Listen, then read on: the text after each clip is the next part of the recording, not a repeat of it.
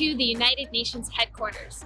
The headquarters in New York City occupies 18 acres of land and overlooks the East River. 75 years ago, in 1945, 51 countries signed the United Nations Charter in San Francisco. By doing so, the member states agreed to work together to save future generations from experiencing the horrors of another world war. With a substantial donation by John D. Rockefeller Jr., New York was decided to be the city to provide the home for the nations of the world. The site by the East River between 42nd Street and 48th Street was previously occupied by slaughterhouses and surrounded by continuous foul odor, which had to be demolished to make way for the headquarters of the organization. A team of 11 renowned architects, also known as the Workshop for Peace, and led by Wallace K. Harrison of the United States, designed what came to be known as the headquarters of the United Nations.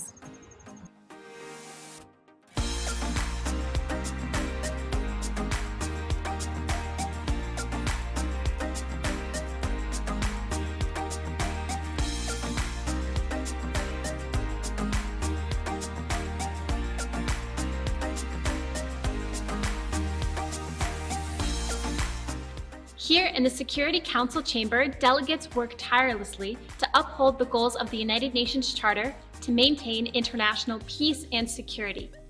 Seated around the horseshoe-shaped table, 15 members of the Council meet almost on a daily basis to discuss conflict situations around the world. The chamber was gifted by the Norwegian government and designed by the Norwegian architect Arnstein Arnberg.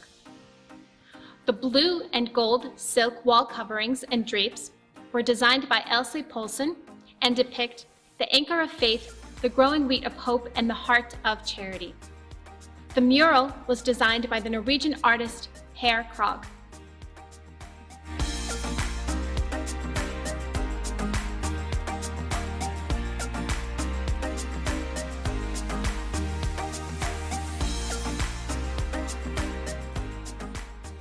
Here I am in the Trusteeship Council chamber.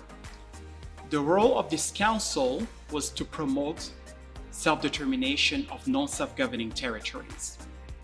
When the UN was created in 1945, there were 11 such territories under the supervision of this council. The last of those territories, Palau, gained independence in 1994. Since then, the work of this council was suspended. Nowadays, this chamber is mainly used for a variety of conferences. The Trusteeship Council chamber was designed by a Danish architect and furniture designer, Finn Juhl.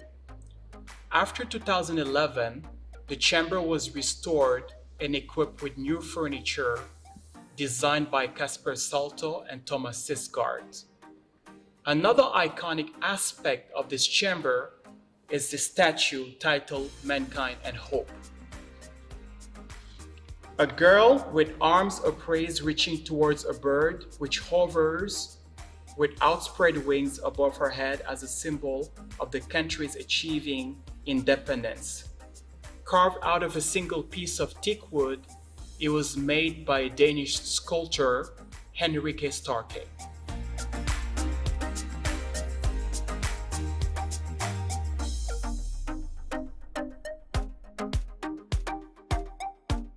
The Economic and Social Council chamber, also called ECOSOC, is a gift from Sweden. It was originally designed by a Swedish architect, Sven Markelius, who was also part of the team of 11 architects who designed the headquarters. Covering the tall glass windows hangs a curtain by An Edholm, Dialogos, reminding us of the mutual exchange of views on equal terms embodied in the deliberations taking place in this chamber. The architect left the ceiling above the public gallery exposed, intentionally leaving the pipes and ducts for everyone to see, which became a symbolic reminder of the ongoing struggle of economic and social development for all. The General Assembly is considered the heart of the organization. All 193 member states meet in the General Assembly Hall to address universal challenges that demand global solutions for a better and more sustainable future for all. Every September, heads of states and governments are invited to the general debate to speak about issues that concern member states, addressing the world from the black marble rostrum. The General Assembly works on the basis of equality and consensus. Each member state has one vote, the same number of seats, and delegations sit in English alphabetical order. Simultaneous interpretation into the 6 UN official languages, Arabic, Chinese, English, French, Spanish, and Russian, facilitates the exchange of ideas on how to solve world problems. The United Nations headquarters is filled with artworks donated by member states. One example of such an artwork is the Norman Rockwell mosaic that eloquently expresses our aspirations for fundamental human rights and freedoms for all, without distinction as to sex, race, religion, or language. On the occasion of the 40th anniversary of the United Nations in 1985, the mosaic was presented as a gift by former First Lady Nancy Reagan on behalf of the United States of America. The mosaic was executed by Venetian artists specializing in mosaic works and contains more than 22,000 glass tiles. The mosaic, based on Norman Rockwell's painting The Golden Rule, shows a very diverse group of people standing together and displays the words, "Do unto others as you would have them do unto you."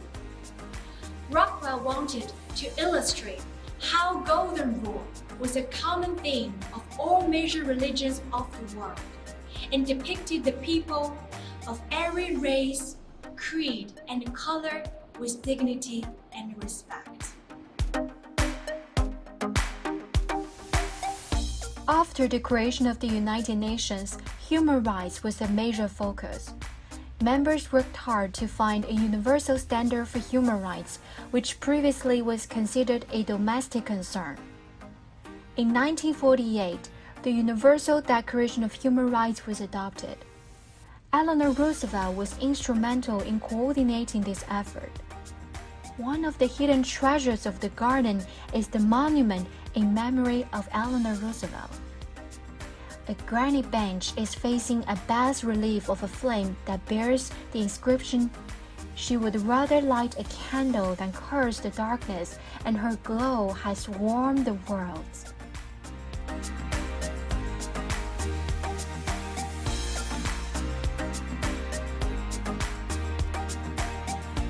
We look forward to welcoming you at the United Nations headquarters in person in the near future, or you may choose to take a virtual tour and online briefing.